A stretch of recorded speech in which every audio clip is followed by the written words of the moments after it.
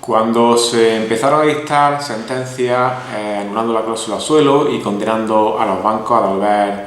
a los clientes afectados todas las cantidades abonadas indebidamente por la aplicación de esta cláusula abusiva, muchos bancos, al comprobar que ya la sentencia de manera sistemática les condenaba, se apresuraron a llamar a clientes que tenían cláusula suelo en su hipoteca para indicarles que, por ser tan buenos clientes, le iban a quitar la cláusula suelo, se la iban a dejar de aplicar, pero que para ello tenían que firmar un documento y que se pasasen para ello por las oficinas bancarias. Este documento no era sino un documento redactado de manera unilateral por parte del banco, que el cliente tenía que firmar si quería que le quitasen la cláusula suelo, en la que el cliente, aparte de manifestar que fue informado por parte del banco cuando se firmó la hipoteca en su día de la existencia de la cláusula suelo, cosa totalmente falsa, también renunciaba a reclamar a la entidad bancaria cualquier cantidad que le correspondiese por diferencia de cláusula suelo. Se planteó la nulidad de estos documentos en distintas sentencias, dando la razón a los clientes, otras dan la razón a los bancos, hasta que el tema se llegó al Tribunal de Justicia de la Unión Europea, que el pasado mes de julio dictó una sentencia en la que afirmaba que estos documentos pueden ser considerados válidos, estas renuncias, siempre y cuando el cliente tuviese una información completa de lo que suponía la firma de ese documento. Es decir, que el cliente tenía que saber perfectamente a lo que estaba renunciando. En definitiva, saber que con la firma de ese documento estaba renunciando a la devolución de 10, 15 o 20.000 euros que le correspondían por cláusula suelo. Después de esta sentencia de julio de 2020, ahora, el próximo día 21 de octubre, el Tribunal Supremo va a dictar la primera sentencia en la que se va a pronunciar sobre la nulidad o validez de estos acuerdos trampas firmados entre clientes y bancos, en los que los clientes renunciaban sin saberlo a recuperar las cantidades que legalmente le correspondían. Lo normal, esperamos que eso sea así, es que el Tribunal Supremo mantenga el criterio del Tribunal de Justicia de la Unión Europea y siga lo dictado en esa sentencia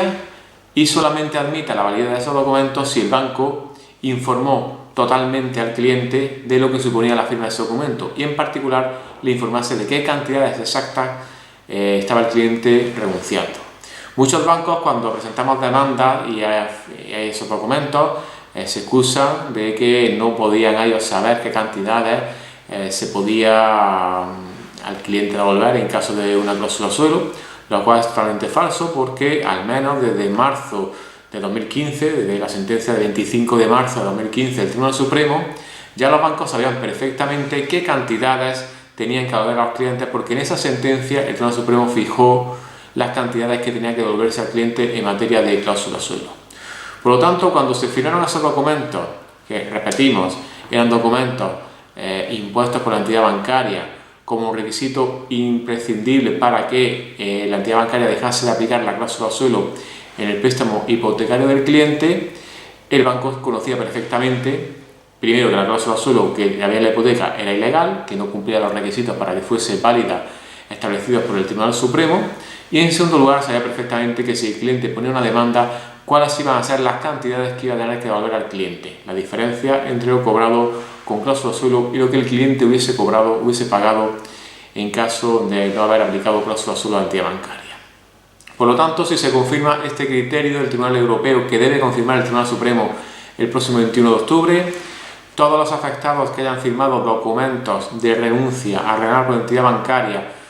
en materia de cláusula suelo podrán ver cómo pueden recuperar sus cantidades a pesar de esa renuncia, porque en el 99% de esos documentos se trata de documentos en los que no ha habido negociación alguna entre banco y cliente, son documentos preredactados e impuestos de manera unilateral por el banco para quitarle al cliente y dejarle de aplicar la cláusula suelo,